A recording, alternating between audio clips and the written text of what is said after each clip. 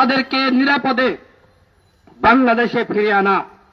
কিন্তু এখনো পর্যন্ত তাদের ফিরিয়ে আনা হবে কিনা, তাদের বিষয়ে এই সরকারের বক্তব্য কি, সহানুভূতি কি, আমরা জানি না, শুনি নাই, কোনো বক্তব্য পাইনি। আমরা এই সরকারের প্রতি আহ্বান রাখতে চাই, আপনারা লেবাননের যে সকল প্রবাসী ভাইরা রয়েছে তাদেরকে নিরাপদে বাংলাদেশে ফিরিয়ে আনুন। যেটি আনসারী ইতিমধ্যে বক্তব্য রেখেছে যে সেখানে ব্রিজের নিচে বাংলাদেশের ভাইয়েরা আশ্রয় নিয়েছে, সেখানে বাগানে গাছের নিচে তারা যেভাবে জীবন যাপন করছে, কষ্ট রয়েছে, খাবার নাই, ওষুধ নাই, চিকিৎসা নাই। এই কষ্ট আমাদেরকেও কষ্ট দিচ্ছে। আমরা সরকারকে বলবো যে আপনারা দ্রুত সময়ের মধ্যে এই ইসরায়েলের যে বর্বরতা এটি থামানোর জন্য আপনারা বক্তব্য প্রদান করুন, বিবৃতি দেন। ডক্টর ইউনূস স্যার তিনি বাংলাদেশের মানুষের জন্য আশীর্বাদ। আন্তর্জাতিক মহলে ইউনূস স্যারের অনেক গ্রহণযোগ্যতা রয়েছে। আমরা মনে করি রাষ্ট্রীয়ভাবে ইউনূস স্যারের মাধ্যমে এই বর্বরতার বিষয়ে একটি প্রতিবাদ যাওয়া দরকার। আন্তর্জাতিক মহলকে দৃষ্টি আকর্ষণ করা দরকার।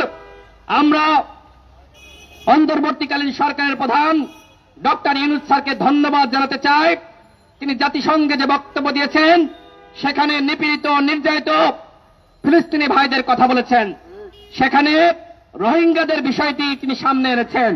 অর্থাৎ ডক্টর ইউনূস স্যার সবসময় নিপীড়িত, অসহায়, নির্যাতিত মানুষের পক্ষে, যেমনিভাবে তিনি বাংলাদেশের নিপীড়িত নির্যাতিত মানুষের পক্ষে ছিলেন, আমরা তার প্রতি আহ্বান রাখতে চাই, বিশ্বের যেখানে এই নিপীড়িত নির্যাতিত মানুষ থাকুক আপনি তার পাশে দাঁড়ান।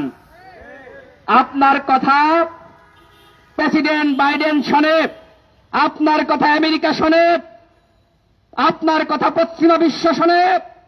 সুতরাং আপনি উদ্যোগ গ্রহণ করুন, আপনি বিশ্ব নেতায় পরিণত হবেন।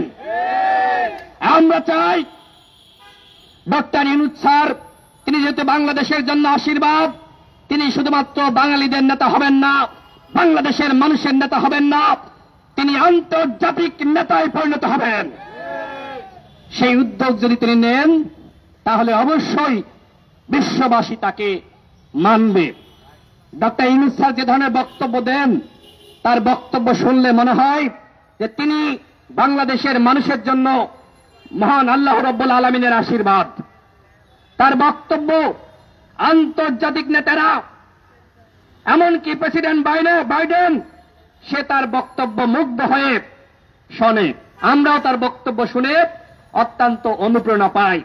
আমরা এই সময়ে এই সংকটের মধ্যে তিনি যেভাবে আজকে বাংলাদেশকে এগিয়ে নিচ্ছেন, দুঃখের সাথে বলতে হয় যে আমরা দেখতে পাচ্ছি আজকে বিভিন্ন জায়গায় এই সরকারের মধ্যে এবং ডক্টর ইউনূস স্যারের আশপাশে আওয়ামী দোসররা বিভিন্নভাবে জায়গা করে নিচ্ছে।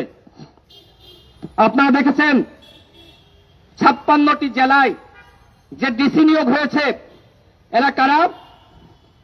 এরা আওয়ামী লীগের তালিকার। আওয়ামী লীগের আমলে এরা সুবিধা পেয়েছে, আওয়ামী লীগের আমলে এরা প্রমোশন পেয়েছে। আমরা প্রশ্ন রাখতে চাই কিভাবে আওয়ামী লীগের তালিকার ডিসিরা এই সরকারের আমলে নিয়োগ পেল? আমরা মনে করি এটি আসলে ডক্টর ইউনূস স্যারের বিরুদ্ধে ষড়যন্ত্র, যে ডক্টর ইউনূস স্যার আওয়ামী লীগের পৃষ্ঠপোষকতা করছে, তিনি আওয়ামী লীগের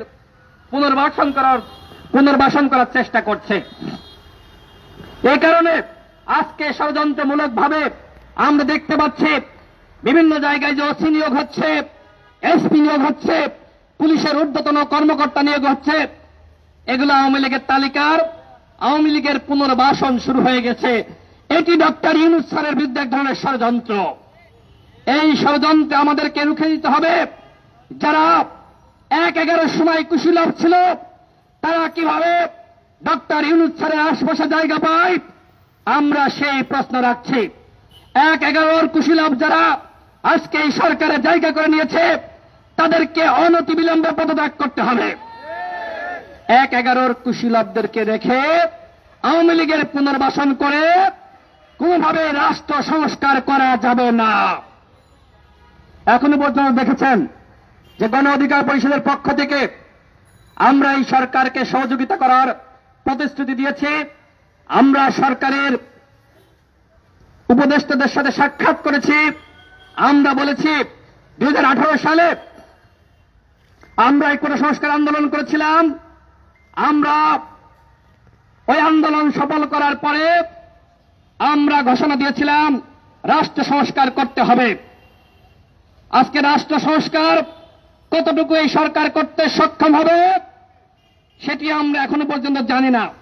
কারণ বিভিন্ন জায়গায় আমরা দেখতে পাচ্ছি যে আওয়ামী লীগের মাফিয়া, গুন্ডা, সন্ত্রাসী তারা কিছুদিন লুকিয়েছিল, পালিয়েছিল, কিন্তু শেখ হাসিনার যে জন্মদিন হলো তারা আওয়ামী লীগের কার্যালয়ে শেখ হাসিনার জন্মদিন পালন করেছে।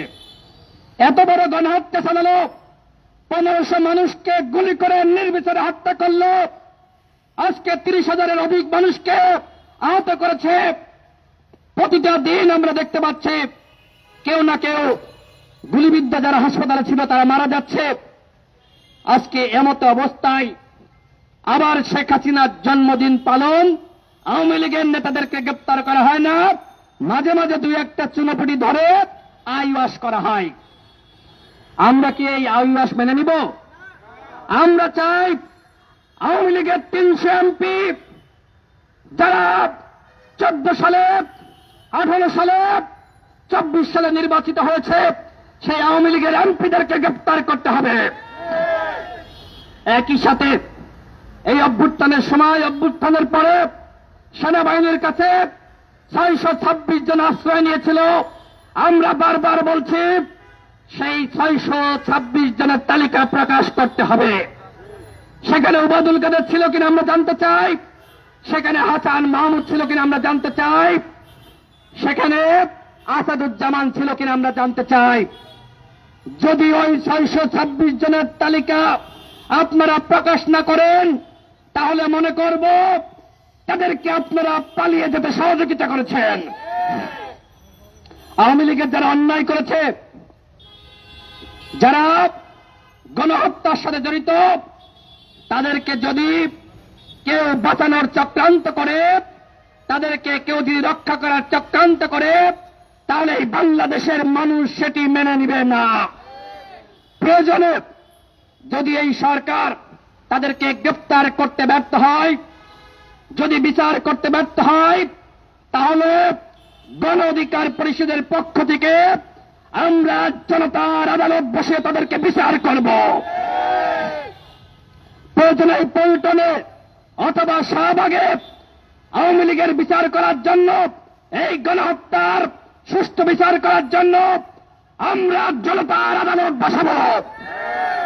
তবুও আওয়ামী লীগকে আমরা এইভাবে তারা শেখ হাসিনার জন্মদিন পালন করবে, আগামীতে সাংগঠনিক কার্যক্রম পরিচালনা করবে, রাজনীতি করবে, আমরা সেটি মেনে নিব না।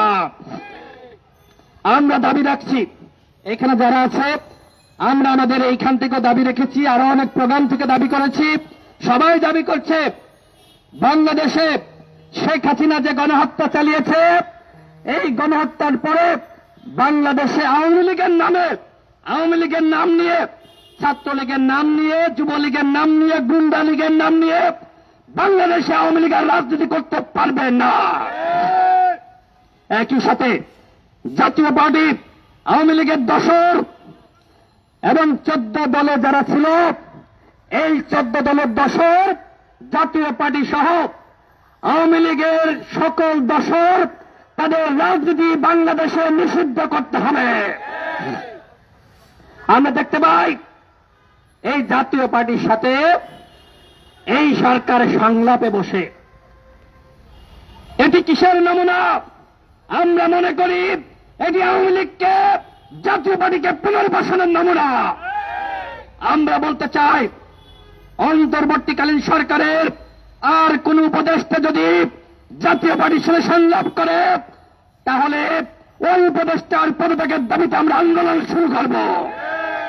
জাতীয় পার্টি 15 বছর ধরে আওয়ামী লীগকে সার্ভিস দিয়েছে, বাংলাদেশের গণতন্ত্রকে হত্যা করেছে, আজকে বাংলাদেশকে ধ্বংস করেছে। এই গণহত্যার দায় কোনোভাবে জাতীয় পার্টি এড়াতে পারবে না। জিএম কাদের নামে মামলা হয়েছে। চুন্নু আর এক শয়তান। এই জিএম কাদের এবং চুন্নু, এই দুই শয়তানকে অনতিবিলম্বে গ্রেফতার করতে হবে। তারা বলে আমরা 24 সালে নির্বাচনে যেতে বাধ্য হয়েছিলাম, আমাদের মাথায় ডিজিএফআই পিস্তল ঠেকিয়েছিল। আমাদের মাথায় ঠেকাই নাই, আমাদের মাথায় তো ঠেকাইছে। আমরা কি নির্বাচনে গেছি? তাহলে তোমরা কেন গেলে?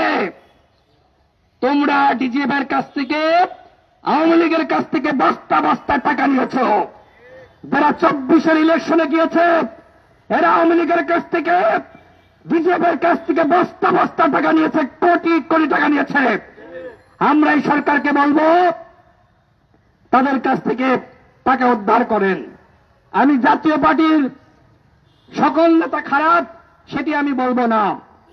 জাতীয় পার্টির অনেকে আমাদেরকে তথ্য দিয়েছে, এই যে 24 সালের ইলেকশন, সেই ইলেকশনের আগে মজিবুল হক চুন্নু সে ডিজিএফআইয়ের কাছ থেকে কয়েক বস্তা টাকা নিয়েছে।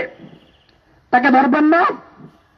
যদি তাদেরকে না গ্রেফতার করেন তাহলে শহীদের রক্তের সাথে বেইমানি করা হবে। আমরা দাবি রাখছি অনতিবিলম্বে জাতীয় পার্টিকে, যেটি 90 সালে তারা স্বৈরাচারী করেছে, 24 সালেও এই স্বৈরাচারের দোষ রয়েছে। জাতীয় পার্টিকে কোনো সংলাপে ডাকা যাবে না, তাদের রাজনীতি নিষিদ্ধ করে দিতে হবে। অর্থাৎ